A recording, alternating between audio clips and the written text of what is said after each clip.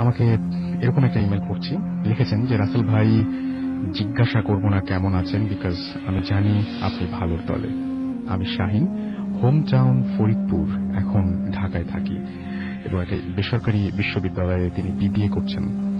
আমি যে ঘটনাটি বলবো তা আমার দাদুর কাছ থেকে শোনা। ঘটনাটা 1979।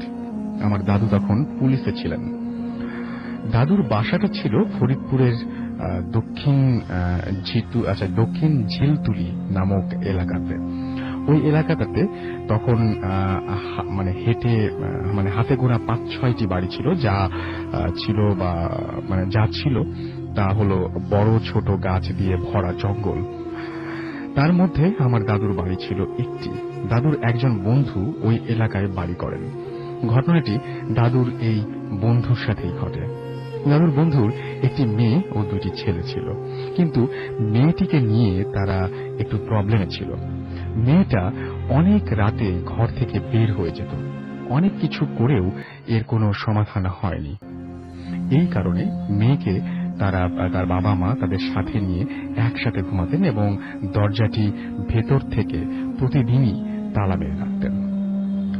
একদিন অনেক রাতে আমার দাদুর বন্ধু ঘুম থেকে উঠে দেখলেন যে তার মেয়ে বিছানায় নেই, দরজাটাও খোলা।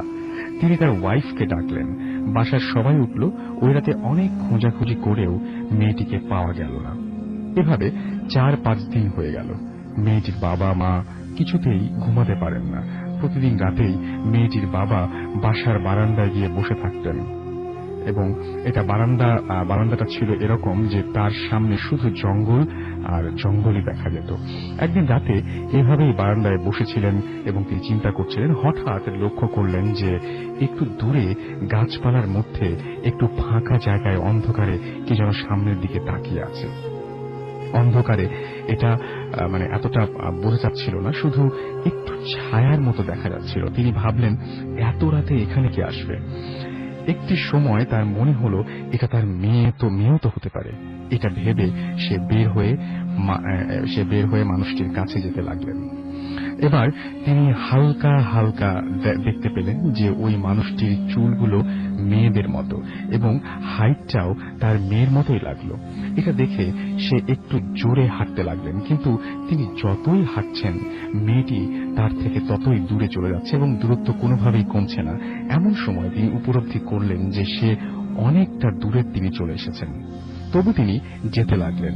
এবার সে দূরে ছোট একটা কুঁড়ে ঘরের মতো একটা জায়গা দেখতে পেলেন, যার মধ্যে একটু আলো দেখা যাচ্ছিল। তিনি দেখলেন মেয়েটি হেঁটে হেঁটে ওই ঘরের দরজা দিয়ে খুব আস্তে আস্তে ভেতরে ঢুকল। এটা দেখে দাদুর বন্ধুও তার পিছু পিছু ঘরের দরজা পর্যন্ত গেলেন, কিন্তু ভেতরে যেতে একটু কেমন যেন আশঙ্কা লাগছিল, সংকোচ হচ্ছিল। তবুও তিনি ভেতরে ঢুকে একটু বাম দিকে ঘুরে তাকিয়ে কিছু অনাকাঙ্ক্ষিত দৃশ্য দেখতে পেলেন। দেখলেন তার মেয়ে গলায় ফাঁসি দিয়ে ঝুলন্ত অবস্থায় আছে। এটা দেখে তিনি আর ঠিক থাকতে পারলেন না, সেন্সলেস হয়ে পড়লেন। ওই রাতেই একসময় তার জ্ঞান ফিরল। চোখ খুলেই তাকিয়ে দেখলেন তার মেয়ে তাকে বাবা বাবা বলে ডাকছে। তিনি উঠে বসতেই মেয়েটি বলল, বাবা তুমি বাসায় যাও। বাবা বলল, কেন রে মা, তুই যাবি না? আবার মেয়েটা বলল, বাবা আমি যেতে পারবো না, তুমি যাও, আমি ছাড়া তো আমার ভাই আছে, মা আছে, তুমি তাদের নিয়ে ভাবো। বাবা জিজ্ঞাসা করল, তুই যাবি না কেন, এটা বল। মেয়ে বলল, আমি কিভাবে যাব বাবা, আমি তো মারা গেছি। মেয়েটি পাশে নখ দিয়ে হাত দিয়ে দেখিয়ে দিল যে ওইখানে আমার লাশ। আসলে বাবা দেখলো লাশটা তার থেকে একটু দূরে শুয়ে আছে। এত সময় পর তার মনে পড়ল রাতের সব ঘটনা। তিনি কেঁদে দিয়ে বললেন যে, কেন রে মা, তুই এমন কাজ কেন করলি, কেন? মেয়েটা বলল যে, আমি কিছুই জানি না বাবা, কিভাবে এসব হলো। তুমি যাও বাসায় গিয়ে সব ঠিক করে আমার জানাজা আর কবর দেওয়ার ব্যবস্থা করো, না হলে আমাকে এভাবেই থাকতে হবে। তিনি আর কিছু না বলে বাসায় গেলেন এবং মেয়ের কথা মতো সব করলেন। এভাবে তারপর অনেক দিন কেটে গেল। বাবা কিছুতেই এসব মেনে নিতে পারছিলেন না। একদিন রাতে তার খুবই মন খারাপ লাগছিল মেয়ের জন্য, তাই সে তার মেয়ের কবরের কাছে গেলেন। একটু দূরে থেকে দেখলেন যে তার মেয়ে কবরের কাছে বসে আছে এবং কাছে এসে আবারও তিনি কিছু অদ্ভুত দৃশ্য দেখলেন যে বসে থাকা মানুষটি কেউ নয়, তার মেয়ে। কাছে এসে দাঁড়াতেই তার মেয়ে বলল, বাবা তুমি আবার আসছো? আর তুমি না, আমি তোমাকে বললাম যে আমাকে নিয়ে চিন্তা করবা না। এবার বাবা কোনো উত্তর না দিয়ে বলল, মা তুই যে বললি তোর জানাজা আর কবর দিলে সব ঠিক হয়ে যাবে, তাহলে তুই এখানে কেন? মেয়েটি বলল, বাবা আমাকে এভাবেই থাকতে হবে, আমি যে স্বাভাবিকভাবে মরিনি। এবং তিনি বললেন যে তারপরে আমার কবরের কাছে আসবে না, এ ধরনের নিষেধাজ্ঞা জারি করলেন এবং এরপরে কখনোই সে তার মেয়েকে আর দেখেনি। যদি ভালো লাগে তাহলে ঘটনাটি আপনাদের পড়ে শোনাবেন। এই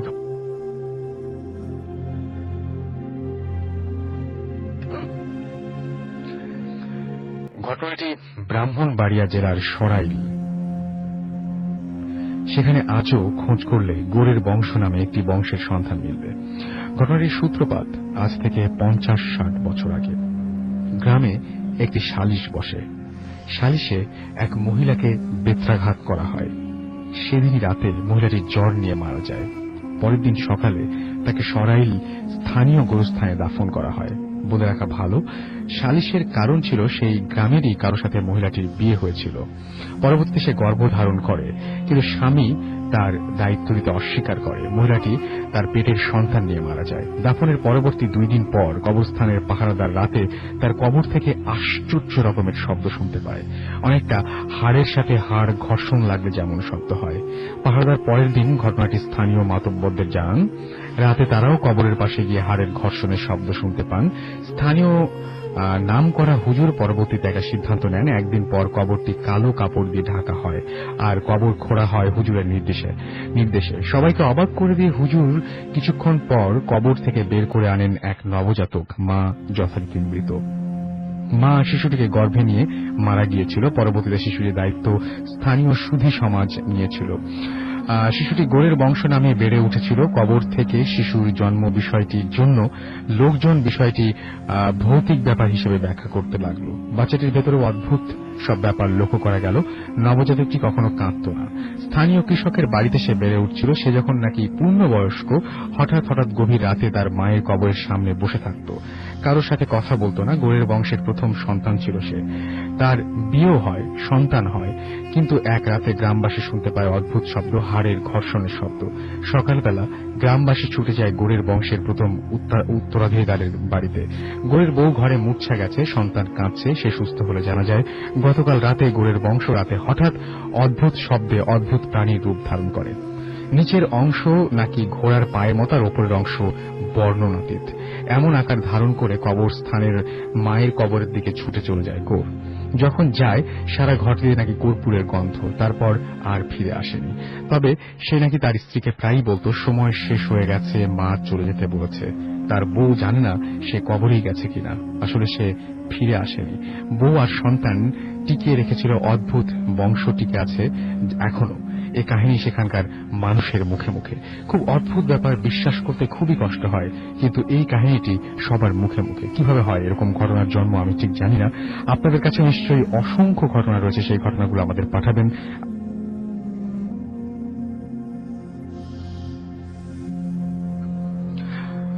মূল ঘটনায় যাওয়ার আগে ঘটনাস্থলের কিছু বর্ণনা দিয়ে দেওয়া দরকার। এটি শরীয়তপুর জেলার ডোমুডা থানার ধানকাঠি ইউনিয়নের পৈতকাঠি নামক গ্রামের। এই গ্রামের মধ্য দিয়ে মডেরহাট এলাকায় একটি পিচ করা রাস্তা আছে, যেটি দিয়ে বাস, ট্রাক ছাড়া অন্য ছোট যানবাহন চলাচল করে। এই রাস্তার পাশে একটি জিম গাছ আছে, যাকে ঝরঝরে জিম গাছ বলা হয়। এটি সাইজ অনেক বড়। এই জিম গাছ নিয়ে অনেক ঘটনা আছে, যেমন ভর দুপুরবেলা কিংবা রাতে কেউ টিফিন বক্সে খাবার নিয়ে ওই গাছতলা দিয়ে গেলে গন্তব্যে পৌঁছার পর দেখতো বক্সে খাবার নেই।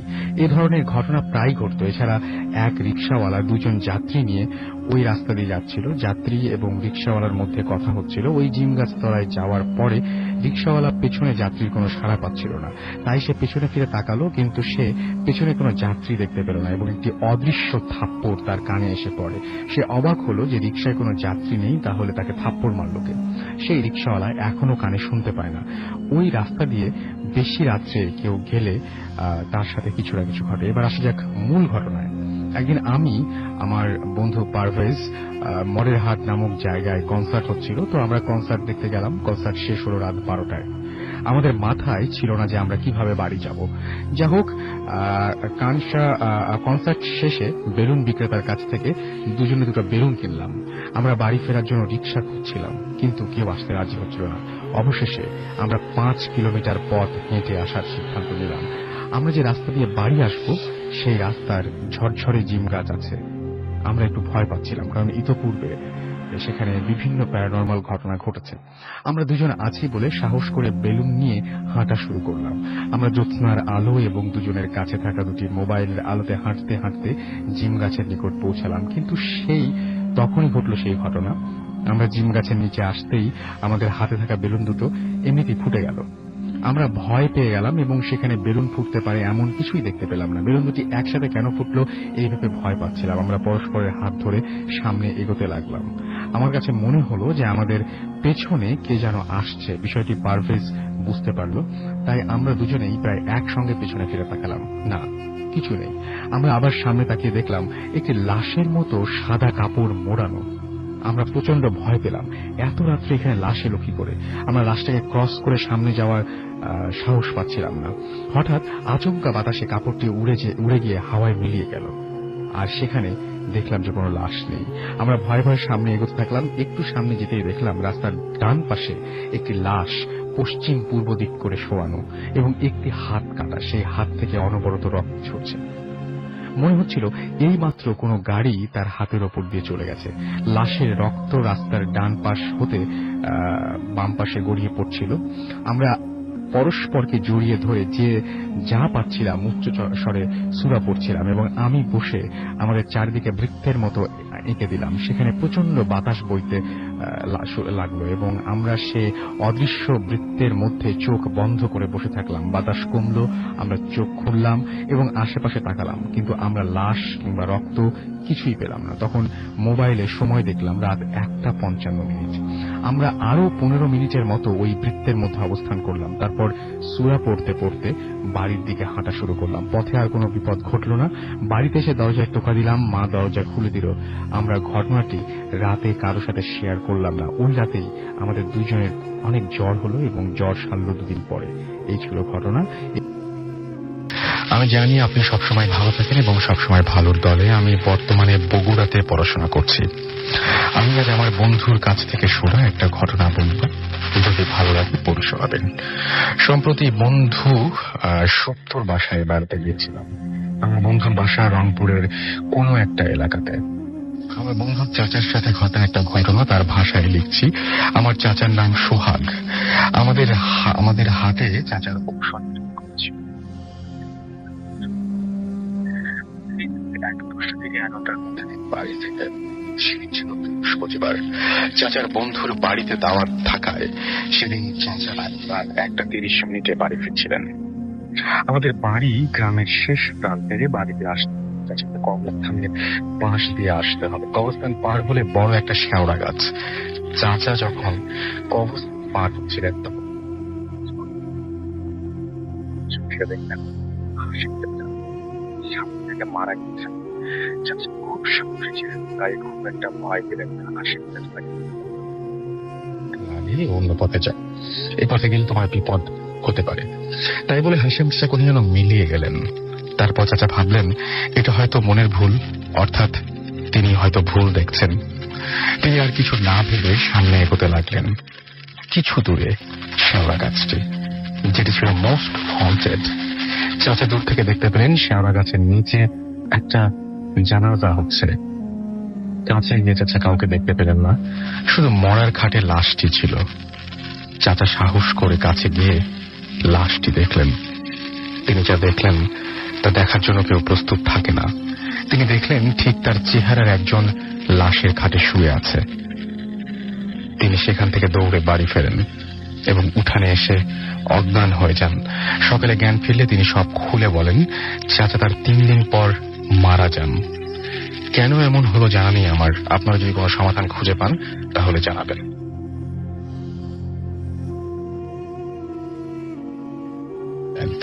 এবং তিনি বনানী থেকে বলছেন। বনানী ঢাকা থেকে বলছেন। তিনি বলছেন আমার বাবা আমাকে এত রাতে বাড়ির বাইরে অ্যালাউ করবে না, তাই আমি স্টুডিওতে এসে আমার ঘটনা শেয়ার করতে পারছি না বলে দুঃখিত। আশা করি আমার প্রবলেম আপনি বুঝবেন আর আমার ঘটনা ভালো লাগলে পড়ে শোনাবেন। আমি পড়ে শোনাচ্ছি ঘটনাটি। লিখেছেন, ভাইয়া আমার বাবা একজন রিনাউন্ড জার্নালিস্ট। আমাদের বাড়িটা আমাদের নিজেদের, বেশ পুরনো, 3 তলা। আমাদের ফ্যামিলি মেম্বার ছাড়া বাইরে কেউ থাকেন না, বাড়ির কেউ থাকেন না, মানে বাড়িতে বাইরে কেউ থাকেন না। আগেই বলে রাখি যে আমার বাবা হলেন 6 ফিটের ওপরে লম্বায় এবং তার বয়স হচ্ছে 67 বছর। ফর্সা, সুঠাম দেহের অধিকারী। ভূত প্রেত এইসব ব্যাপারে কোনো কালেই তিনি বিশ্বাস করতেন না। 1 মে 2012 আমার বাবা ফিলিপাইনে যান। ঘটনা হয় মে 2, 2012। 3 মে আমার প্রেজেন্টেশন ছিল এবং সেই কারণে আমাকে অনেক রাত পর্যন্ত জেগে আমি স্লাইড বানাচ্ছিলাম। তখন বাসায় আমি আর আম্মু ছাড়া কেউই ছিলেন না। পুরো 3 তলা বাড়ি খালি ছিল। তখন প্রায় রাত 2টা। আম্মু তার রুমে ঘুমাচ্ছেন আর বাবা রুম লক করা। হয়তো একটা কোনো জেনেটিক ব্যাপার হতে পারে। আমি আর বাবা রাতে ঠিক একই সময়ে অলওয়েজ বাথরুমে যাই আর আমাদের ক্রস হবেই। আমার বাথরুম বাবার বাথরুমের সামনে আর বাবার বাথরুম আমার রুমের সামনে। মাঝখানে অনেক বড় একটা করিডোর। আমি অলওয়েজ বাথরুমে যাওয়ার টাইমে বাবাকে ইচ্ছা করে একটা ধাক্কা দেবই। সেই দিনও আমি তার ব্যতিক্রম হলো না। আমি বাথরুমে যেতে যেতে দেখলাম যে আমার বাবা তার সেই চিরচেনা হোয়াইট পাজামা পরে হেঁটে আসছেন এবং বাথরুমে যাওয়ার জন্য। আমিও সুন্দর মতো বাবাকে একটা ধাক্কা দিলাম, কিন্তু আমার বাবাকে অনেক বেশি লম্বা লাগলো, লাইক 8-9 ফিট। জানি না কেন ব্যাপারটা তেমন তখন পাত্তা দিলাম না। দেন বাথরুম থেকে রুমে যাওয়ার টাইমেও আমি বাবাকে দেখলাম।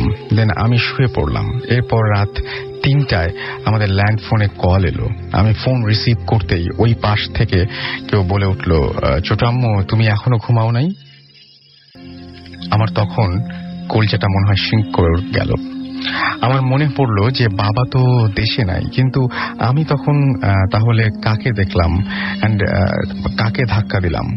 আমি তো ওই মানুষটাকে টাচ করেছি, বাট আমি বাবাকে আমি বাবাকে কিছুই সে সময় বুঝতে দিলাম না, আম্মুকেও বলি নাই।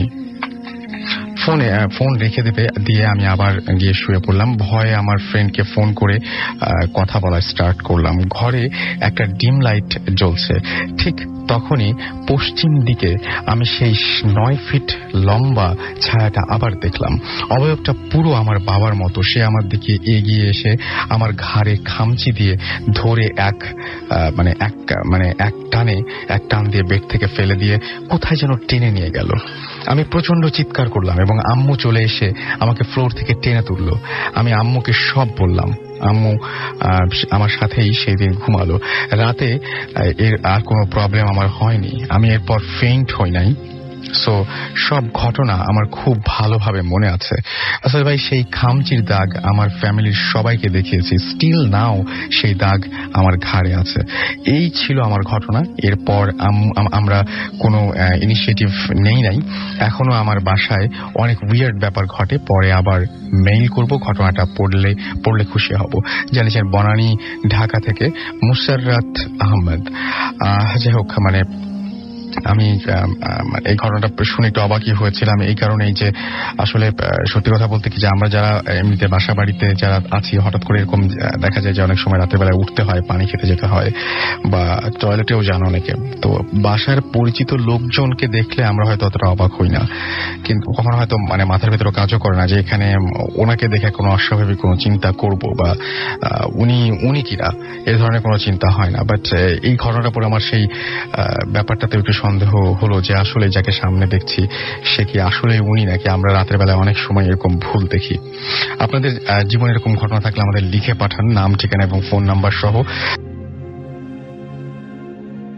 আমাকে লিখেছেন যে রাসেল ভাই কেমন আছেন।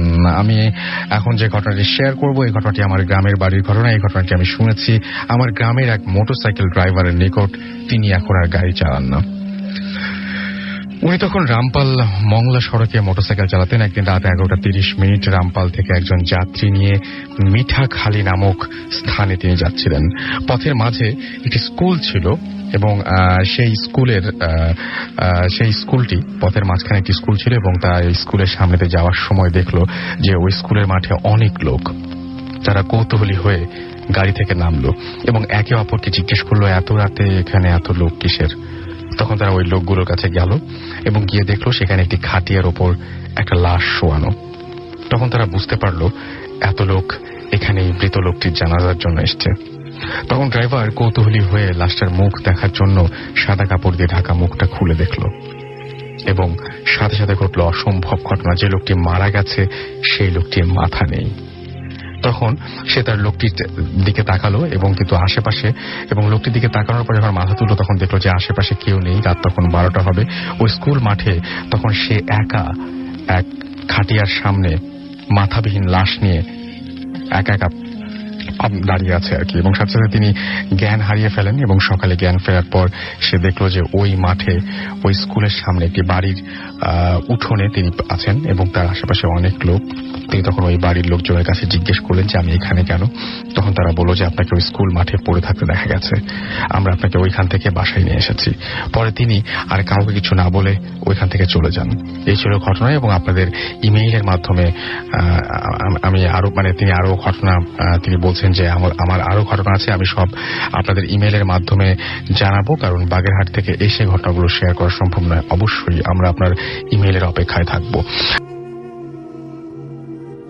আমাকে যিনি পাঠিয়েছেন তার নাম হচ্ছে মোহাম্মদ রাসেল হাওলাদার। তিনি লিখেছেন যে আমি জানি আপনি সবসময় ভালোর দলে, তারপরেও জানতে চাচ্ছি কেমন আছেন। আমি ভালো আছি। তিনি লিখছেন আমি পটুয়াখালী থাকি, আমার দেশের বাড়ি ঝালকাঠি। আমি আজ যে ঘটনাটি আপনাদের সাথে শেয়ার করব সেটি আমার নিজের জীবনে ঘটে যাওয়া এক ভয়ঙ্কর ঘটনা। 2009 সালের শেষের দিকে কোনো এক সময়ের ঘটনা। আমি আমার বন্ধু রুবেলের গ্রামের বাড়িতে বেড়াতে যাই। ওদের বাড়িতে থাকা অবস্থায় আমি ওর দাদুর কাছ থেকে তাদের গ্রামের ঘটে যাওয়া অনেক ঘটনা শুনে অবাক হই। একদিন সকালে আমার বন্ধুর দাদু আমার বন্ধুকে বলেন অনেক দিন পরে বাড়িতে আসছো, তাই আমি যখন ভূত এফএমে কাহিনীগুলো শুনতাম তখন আমারও মনে হতো যে এরকম ঘটনা যদি আমার সাথে ঘটতো।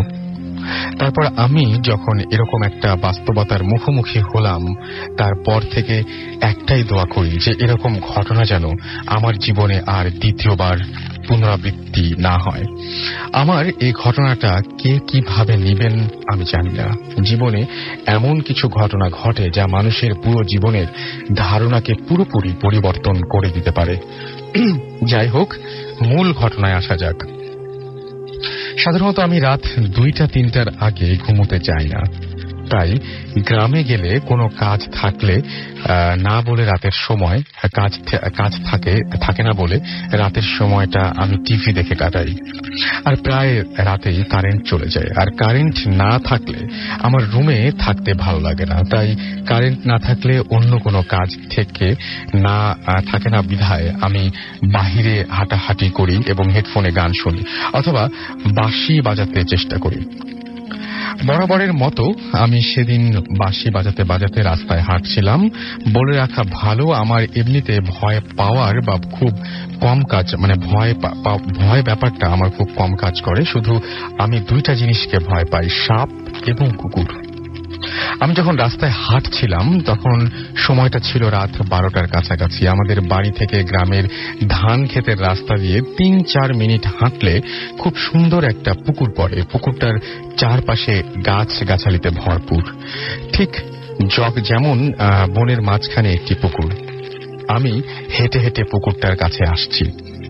আমি যেদিক দিয়ে পুকুরে প্রবেশ করছিলাম সেদিক দিয়ে 4-5 সারি গাছ আছে, তারপর পুকুর, তারপর ঘন বন, মোটামুটি হলে 40-50 সারি গাছ।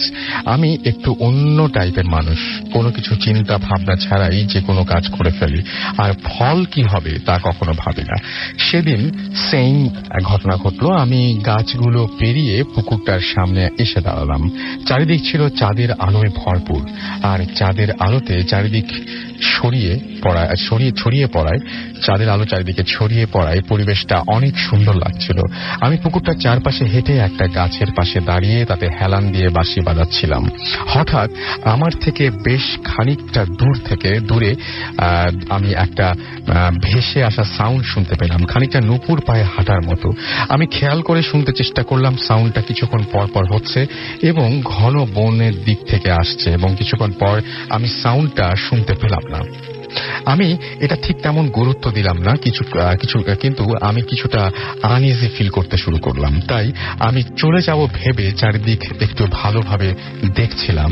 আমি যখন পুকুরের দিকে তাকালাম তখন আমার চোখ আটকে গেল। দেখলাম একটা মানুষের ছায়া পুকুরের পানির ওপর ভেসে আছে। আমি আমার দু চোখ মুছে আবার তাকালাম। না, যা দেখছি ঠিকই দেখছি। এরপর আমি আশপাশ তাকালাম, কেউ নেই, এমনকি আমার ছায়াও না।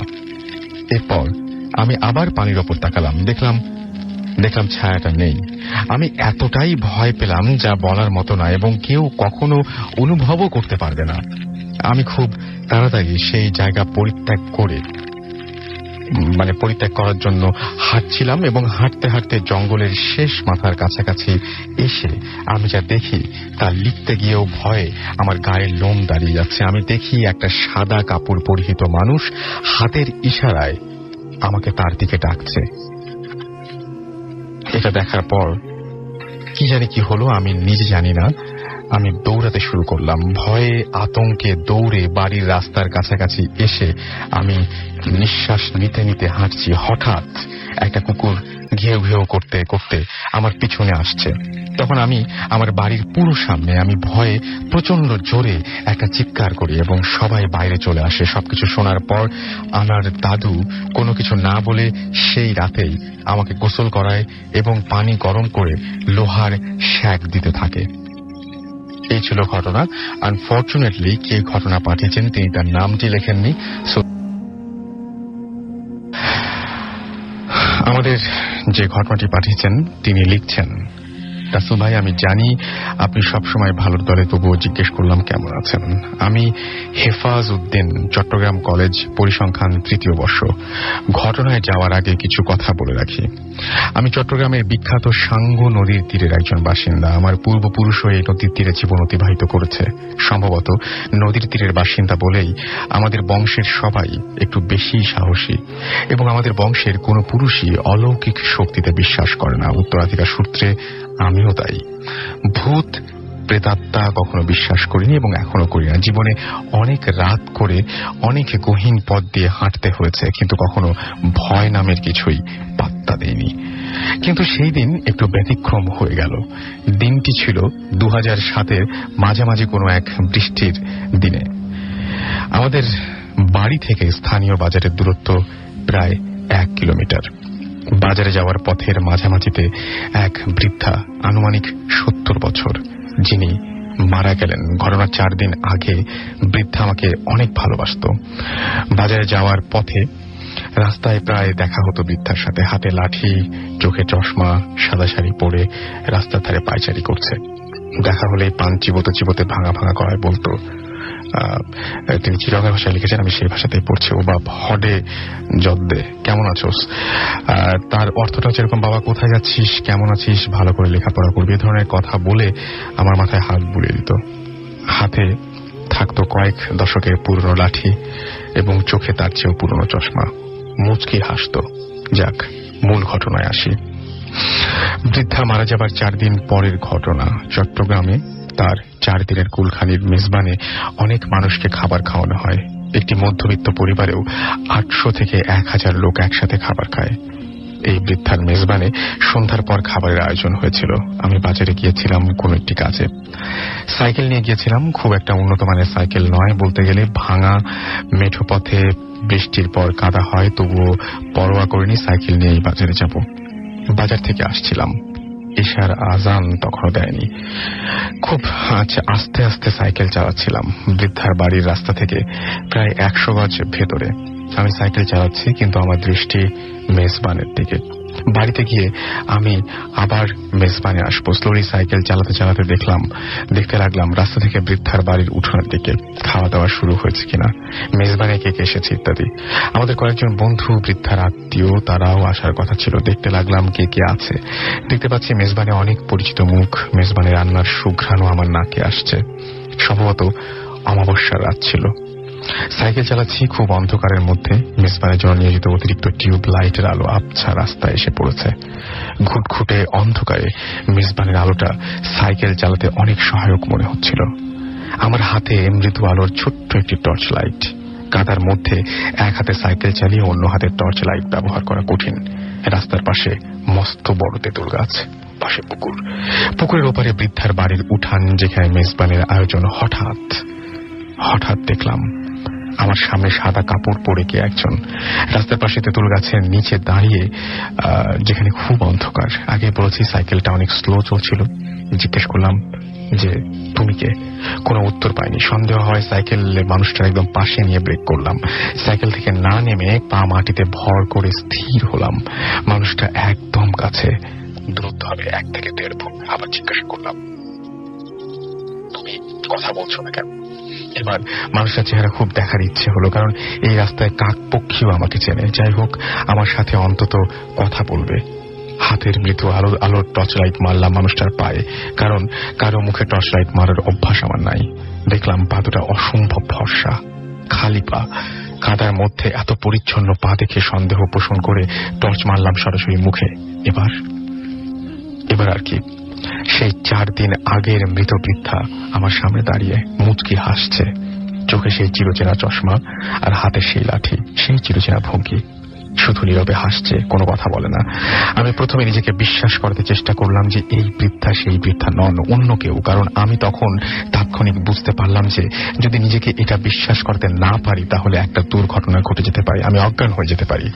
নিজেকে নিয়ন্ত্রণ করার অনেক চেষ্টা করলাম। আমি জানি আপনারা বিশ্বাস করবেন না যে আমি টর্চ লাইট আরো মানুষটার মুখের কাছে নিয়ে কয়েক সেকেন্ড পর্যবেক্ষণ করলাম বৃদ্ধার চেহারাটা। মানুষটি আসলে কে একদম বেশি করে নিশ্চিত হতে চাচ্ছিলাম।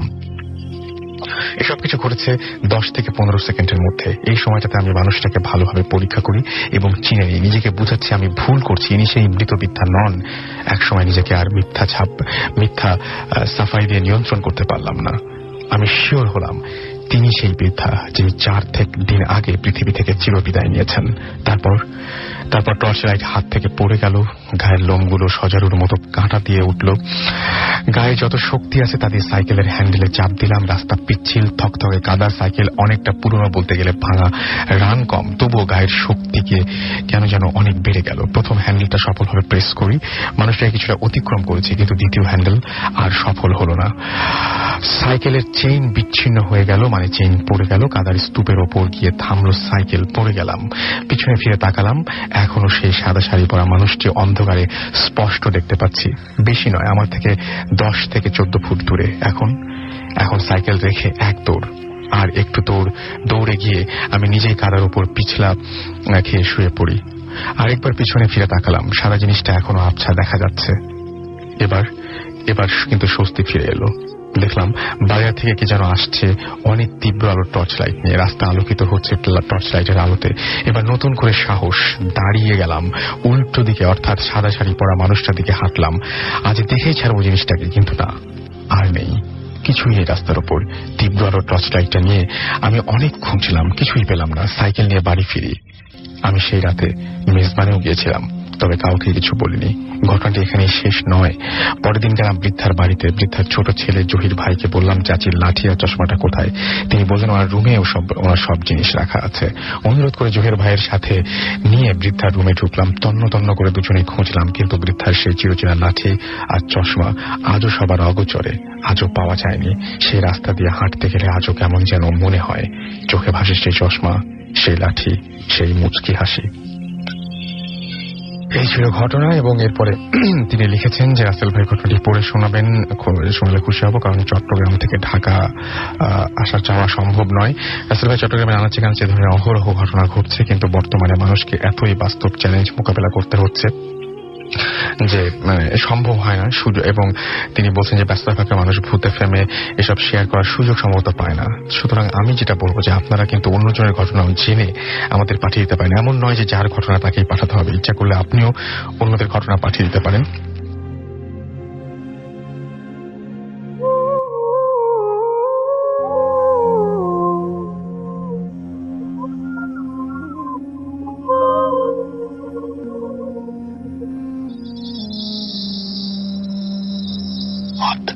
FM haunted by Airtel.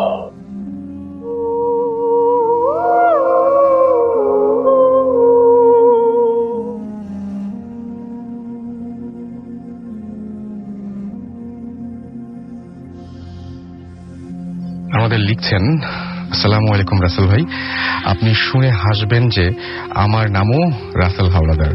আমি জানি আপনি সবসময় ভালো থাকেন, তারপরেও জানতে চাই কেমন আছেন। পটুয়াখালীতে থাকি, আমার দেশের বাড়ি ঝালকাঠি। আমি আজ যে ঘটনাটি আপনাদের সাথে শেয়ার করব সেটি আমার নিজের জীবনে ঘটে যাওয়া এক ভয়ঙ্কর ঘটনা। 2009 সালের শেষের দিকের কোনো এক সময়ের ঘটনা। আমি আমার বন্ধু রুবেলের গ্রামের বাড়িতে বেড়াতে যাই। ওদের বাড়িতে থাকা অবস্থায় আমি ওর দাদুর থেকে তাদের গ্রামে যাওয়াকে অনেক ঘটনা শুনে অবাক হই। একদিন সকালে আমার বন্ধু দাদু আমার বন্ধুকে বলেন, অনেকদিন পরে বাড়িতে আসছো, তাই তুমি তোমার ছোট ফুপুকে একটু দেখে আসো। ও ছোট ফুপুর বাড়ি ছিল পাশের গ্রামে। আমরা দুজন মিলে বিকেলে রওনা দিলাম। তখন দাদু আমাদেরকে বেশি রাত করে ফিরতে নিষেধ করলেন, কারণ ফুপুর বাড়ি যেতে প্রথমে মাইল খানেক হাঁটার পরে একটি ছোট নদী এবং আরো আধা মাইল হাঁটার পরে একটি রাজবাড়ি সামনে পড়ে। আমরা রাজবাড়িটির মেইন রাস্তার কাছে অবস্থিত। ওই রাজবাড়িটি শত শত বছর পূর্বের, প্রায় অনেক বছর ধরে ওই বাড়িতে কেউ বসবাস করে না, আর ওখানে নানান ধরনের ঘটনা ঘটতে থাকে। যাই হোক, এবার আমি মূল ঘটনায় আসি। আমার ফুপুর বাড়ি থেকে ফিরতে একটু দেরি হয়ে গেল। রাত বেশি হয়, ফুপু আমাদের বাসায় আসতে দিতে চায়নি। কিন্তু আমরা গ্রামের ছেলে বলে আমাদের দুজনেই অনেক সাহস ছিল, তাই আমরা নিষেধ উপেক্ষা করে আসতে শুরু করি। আমাদের সাথে কোনো টর্চ লাইট ছিল না, শুধু দুজনের হাতে দুটো মোবাইল ছিল, তাও আবার আমার মোবাইলে চার্জ না থাকায় বন্ধ হয়ে আছে। আমরা দুজন কথা বলতে বলতে হাঁটছি। চারদিকে শুধু অন্ধকার। আমরা মোবাইলের আলোর সাহায্যে হাঁটছি। দুই পাশে কোনো বাড়ি ঘর কিছুই নেই, রাস্তায় কোনো মানুষও নেই। প্রায় 30 মিনিট হাঁটার পরে আমরা যখন ওই রাজবাড়ির কাছাকাছি আসি, তখন আমি শুনতে পাই ওই বাড়িতে অনেক বাচ্চাদের হাসির আওয়াজ, কিন্তু আওয়াজটা ছিল খুব আস্তে আস্তে। আমি ওকে বললাম, কোনো শব্দ শুনতে পাচ্ছ? কিন্তু ও নাকি কিছুই শোনেনি। তখন আমি ধারণা করলাম যে আমি হয়তো ভুল শুনছি। এরপরে আর একটু কাছে আসলে আমি আর কিছুই শুনিনি। তখন আমার বন্ধু বলে, কান্নার আওয়াজ শুনতে পাচ্ছ? আমি বললাম, না তো। তখন আমরা দুজনেই একটু চমকে গেলাম, কিন্তু কেউ কাউকে বুঝতে দিলাম না। আমরা যখন বাড়ির ঠিক কাছাকাছি আসি, তখন ঘটে আসল ঘটনা। রাসেল ভাই, আপনাকে কিভাবে বোঝাবো, আমার গায়ের লোমগুলো এখনো শিউরে উঠছে। আমরা বাড়ির কাছাকাছি আসার পরে আমার চোখে পড়ল ওই বাড়ির ছাদের ওপর। তখন যা দেখলাম তার ভোলার মতো নয়। এই জীবনে তার কখনো দেখতেও চাই না। ঘুটঘুটে অন্ধকারের মধ্যে একটি মানুষের আকৃতির মতো কেউ একজন একটি সাদা ঘোড়ার ওপরে বসে আছে এবং ওই ঘোড়াটি ছাদের ওপরে হাঁটছে।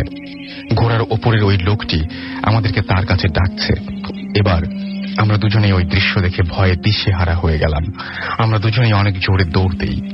রাস্তার একপাশে বাঁশঝাড় আর ওই বাঁশঝাড়গুলো মনে হলো যেন তুফানে ভেঙে পড়ছে। ওই বাঁশঝাড় ছাড়া অন্য কোথাও বাতাস ছিল না। চারিদিকে মনে হয় কি যেন কি ভয়ঙ্কর আওয়াজ।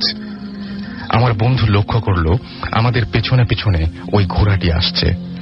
তখন যা দেখে আমরা সবচেয়ে বেশি ভয় আতঙ্কে দৌড়াতে থাকি তা হলো ঘোড়াটির দেহ আছে কিন্তু মাথা নেই। মাথাবিহীন একটি ঘোড়া আমাদেরকে তাড়া করছে। দেখে আমরা ঠিক থাকতে পারলাম না। আমি আছাড় খেয়ে পড়ে গেলাম। আমার বন্ধু আমাকে দেখেই দৌড়াতে লাগলো।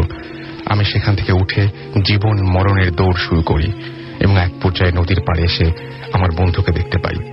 তখন আর ওই ঘোড়াটি দেখা যাচ্ছিল না।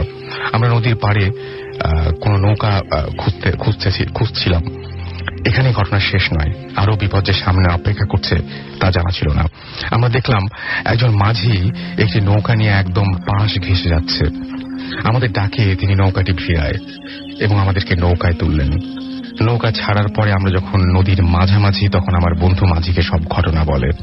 কিন্তু বলার পরে হলো আসল ঘটনা। ওই মাঝি খুব ভয়ঙ্কর ভাবে হাসতে শুরু করেন।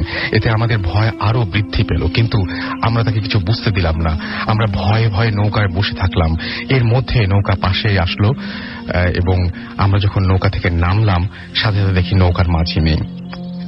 যা আছে তা কি ভয়ঙ্কর দৃশ্য। আর তা হলো হলুদ শাড়ি পরা একটি যুবতী মেয়ে। ঘুটঘুটে অন্ধকারের মধ্যে আমি দেখতে পাচ্ছি ওই মেয়েটি রুবেলের নাম ধরে ডাকছে এবং রুবেলের দিকে এগিয়ে আসছে। তখন রুবেল দৌড় দিতেই অজ্ঞান হয়ে পড়ে এবং আমি খুব জোরে দৌড়াতে থাকি। কিছুটা সামনে আসার পরে আমি আবার ওই ঘোড়াটিকে দেখি এবং এরপরে কি হলো তা আমার জানা নাই।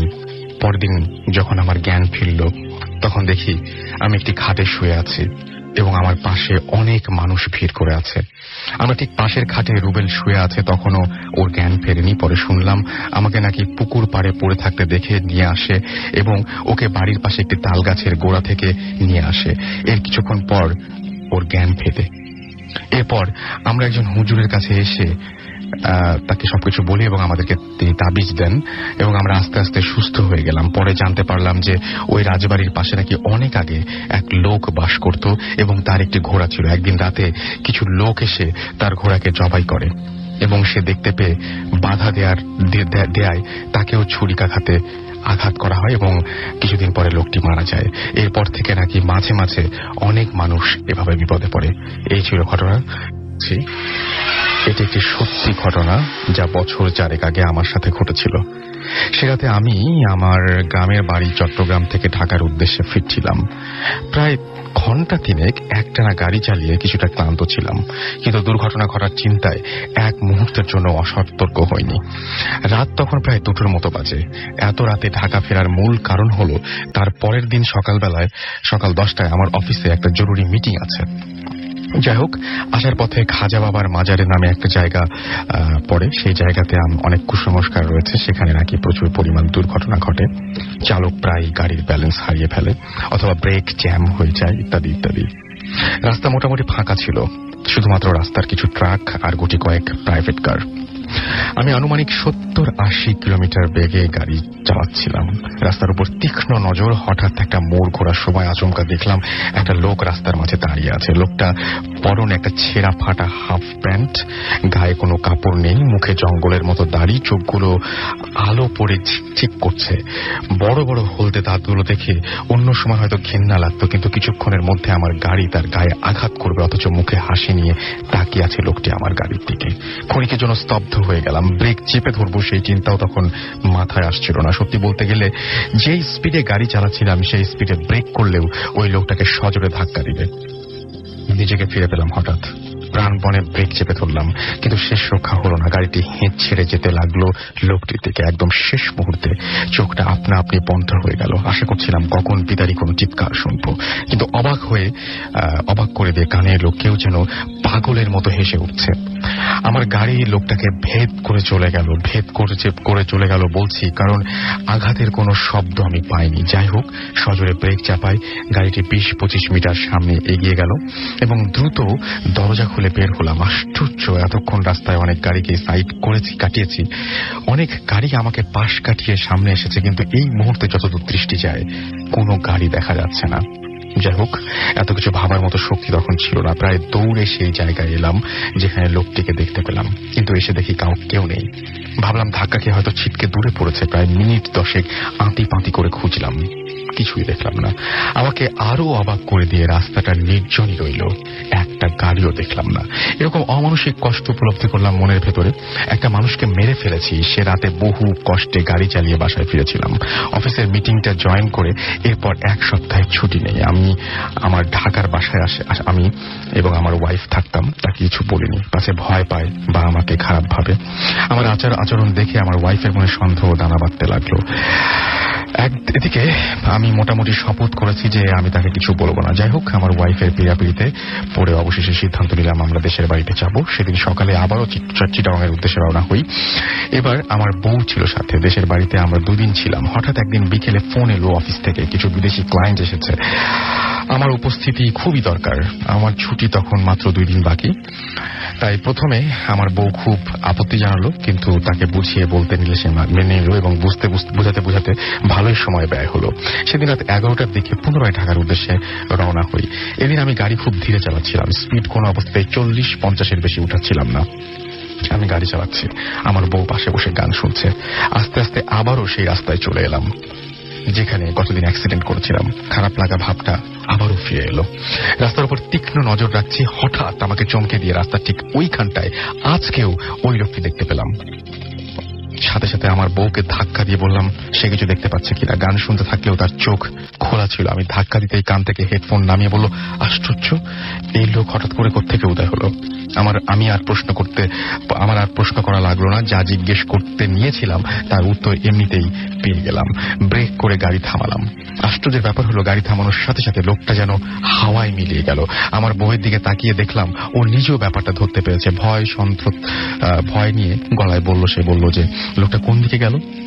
আমার কাছে কোনো উত্তর ছিল না, শুধু অবাক হয়ে তাকিয়ে রইলাম খোলা রাস্তার দিকে। এটা নয়ন খুলনা থেকে পাঠিয়েছেন। থ্যাংক ইউ এরকম চমৎকার একটা ঘটনা আমাদেরকে উপহার দেওয়ার জন্য। তুমি তোমার ছোট ফুপুকে একটু দেখে আসো। ওর ছোট ফুপুর বাড়ি ছিল পাশের গ্রামে। আমরা দুজন মিলে বিকেলে রওনা দিলাম। তখন দাদু আমাদেরকে বেশি রাত করে ফিরতে নিষেধ করলেন, কারণ ফুপু বাড়িতে যেতে প্রথমে মাইল খানেক হাঁটার পরে একটি ছোট নদী এবং আরো আধা মাইল হাঁটার পরে একটি রাজবাড়ির সামনে পড়ে। আমি রাজবাড়িটির মেইন রাস্তার কাছে অবস্থিত। এই রাজবাড়িটি শত শত বছর পূর্বের। প্রায় অনেক বছর ধরে ওই বাড়িতে কেউ বসবাস করে না, আর ওখানে নানান ধরনের ঘটনা ঘটে থাকে। যাই হোক, এবারে মূল ঘটনায় আসি। আমি আমার ফুপুর বাড়ি থেকে ফিরতে একটু দেরি হয়ে গেল এবং রাত বেশি হওয়ায় ফুপু আমাদের আসতে দিতে চায়নি। কিন্তু আমরা গ্রামের ছেলে বলে আমাদের দুজনেরই অনেক বেশি সাহস ছিল, তাই আমরা নিষেধ উপেক্ষা করে আসতে শুরু করি। আমাদের সাথে কোনো টর্চ লাইট ছিল না, শুধু দুজনের হাতে 2টি মোবাইল ছিল। তাও আবার আমার মোবাইলের চার্জ না থাকায় বন্ধ হয়ে আছে। আমরা দুজন কথা বলতে বলতে হাঁটছি, চারদিকে অন্ধকার। আমরা মোবাইলের আলোর সাহায্যে হাঁটছি। 2 পাশে কোনো বাড়ি ঘর কিছুই নেই। রাস্তায় কোনো মানুষও নেই। প্রায় 30 মিনিট হাঁটার পরে আমরা যখন ওই রাজবাড়ির কাছাকাছি আসি, তখন আমি শুনতে পাই ওই বাড়িতে অনেক বাচ্চাদের হাসির আওয়াজ, কিন্তু আওয়াজটা ছিল খুব আস্তে আস্তে। আমি ওকে বললাম, কোনো শব্দ শুনতে পাচ্ছ? কিন্তু ও নাকি কিছুই শোনেনি। তখন আমি ধারণা করলাম যে আমি হয়তো ভুল শুনেছি। এরপরে আর একটু কাছে আসলে আমি আর কিছুই শুনিনি। তখন আমার বন্ধু বলে, কানের আওয়াজ শুনতে পাচ্ছ? আমি বললাম, না তো। তখন আমরা দুজনে একটু চমকে গেলাম, কিন্তু কেউ কাউকে বুঝতে দিলাম না। আমরা যখন বাড়ির ঠিক কাছাকাছি আসি, তখন ঘটে আসল ঘটনা। আমি কিভাবে বুঝাবো? আমার গায়ের লোমগুলো এখনো শিউরে উঠছে। আমার বাড়ির কাছাকাছি আসার পরে আমার চোখ পড়ল ওই বাড়ির ছাদে। তখন আমি যা দেখলাম তার ভোলার মতো নয়। এই জীবনে তার কোনোদিন দেখতেও চাই না। ঘুটঘুটে অন্ধকারের মধ্যে একটি মানুষের আকৃতির মতো কেউ একজন একটি সাদা ঘোড়ার ওপরে বসে আছে এবং ওই ঘোড়াটি ছাদের ওপরে হাঁটছে। ঘোড়ার ওপরের লোকটি আমাদেরকে তার কাছে ডাকছে। এবার আমরা দুজনেই ওই দৃশ্য দেখে ভয়ে দিশেহারা হয়ে গেলাম। আমরা দুজনেই অনেক জোরে দৌড় দিলাম। রাস্তার এক পাশে ছিল বাঁশঝাড়, ওই বাঁশগুলো মনে হয় যেন তুফানে ভেঙে পড়ছে। ওই বাঁশ ঝাড় ছাড়া অন্য কোথাও বাতাস ছিল না। চারিদিকে মনে হয় যেন কি এক ভয়ঙ্কর আওয়াজ। আমার বন্ধু লক্ষ্য করলো আমাদের পেছনে পেছনে ওই ঘোড়াটি আসছে। তখন যা দেখে আমরা আরো বেশি ভয়ে আতঙ্কে দৌড়াতে থাকি তা হলো ঘোড়াটির দেহ আছে কিন্তু মাথা নেই। মাথাবিহীন একটি ঘোড়া আমাদেরকে তাড়া করছে দেখে আমরা ঠিক থাকতে পারলাম না। আমি আছাড় খেয়ে পড়ে গেলাম এবং আমার বন্ধু আমাকে রেখেই দৌড়াতে লাগলো। আমি সেখান থেকে উঠে জীবন মরণের দৌড় শুরু করি এবং এক পর্যায়ে নদীর পাড়ে এসে আমার বন্ধুকে দেখতে পাই। তখন আর ওই ঘোড়াটি দেখা যাচ্ছে না। আমরা নদী পার হওয়ার জন্য নৌকা খুঁজতে থাকি। এখানে ঘটনা শেষ নয়, আরো বিপদ যে সামনে অপেক্ষা করছে তা জানা ছিল না। আমরা দেখলাম একজন মাঝি একটা নৌকা নিয়ে আমাদের পাশ ঘেঁষে যাচ্ছে। আমাদের ডাকে তিনি নৌকাটি ভিড়ায় এবং আমাদেরকে নৌকায় তুললেন। নৌকা ছাড়ার পরে আমরা যখন নদীর মাঝামাঝি তখন আমার বন্ধু মাঝিকে সব ঘটনা বলে, কিন্তু বলার পরে হলো আসল ঘটনা। ওই মাঝি খুব ভয়ঙ্করভাবে হাসতে শুরু করলেন। এতে আমাদের ভয় আরো বেড়ে গেল, কিন্তু আমরা তাকে বুঝতে দিলাম না। আমরা ভয়ে ভয়ে নৌকায় বসে থাকলাম। এর মধ্যে নৌকা পাশে আসলো এবং আমরা যখন নৌকা থেকে নামলাম সাথে সাথে দেখি নৌকায় মাঝি নেই। যা আছে তা কি ভয়ঙ্কর দৃশ্য। তা হলো হলুদ শাড়ি পরা একটি মেয়ে। ঘুটঘুটে অন্ধকারের মধ্যে আমি দেখতে পাচ্ছি ওই মেয়েটি রুবেলের নাম ধরে ডাকছে এবং রুবেলের দিকে এগিয়ে আসছে। তখন রুবেল দৌড় দিতেই অজ্ঞান হয়ে পড়ে যায় এবং আমি খুব জোরে দৌড়াতে থাকি। কিছুটা সামনে আসার পরে আমি আবার ওই ঘোড়াটি দেখি এবং এরপরে আর কি হলো তা আমার জানা নেই। পরদিন যখন আমার জ্ঞান ফিরল তখন দেখি আমি খাটে শুয়ে আছি। আমার পাশে অনেক মানুষ ভিড় করে আছে। আমি ঠিক পাশের খাটে রুবেলকে শুয়ে থাকতে দেখি। ওর তখনও জ্ঞান ফেরেনি। পরে শুনলাম আমাকে নাকি পুকুরের পাড়ে পড়ে থাকতে দেখে নিয়ে আসে এবং ওকে বাড়ির পাশে একটি তাল গাছের গোড়া থেকে নিয়ে আসা হয়। এর কিছুক্ষণ পর ওর জ্ঞান ফিরল। এরপরে একজন হুজুর এসে আমাদেরকে তাবিজ দিল। আমরা আস্তে আস্তে সুস্থ হয়ে গেলাম। পরে জানতে পারলাম ওই রাজবাড়িটির পাশে নাকি অনেক আগে এক লোক বাস করত এবং তার একটি ঘোড়া ছিল। একদিন রাতে কিছু লোক এসে তার ঘোড়াকে জবাই করে এবং সে তা দেখতে পেয়ে বাধা দেওয়ায় তাকেও ছুরি দিয়ে আঘাত করা হয়। এর কিছুদিন পরে ওই লোকটা মারা যায়। এরপর থেকে নাকি মাঝে মাঝে অনেক মানুষ এভাবে বিপদে পড়ে। এই ছিল ঘটনা।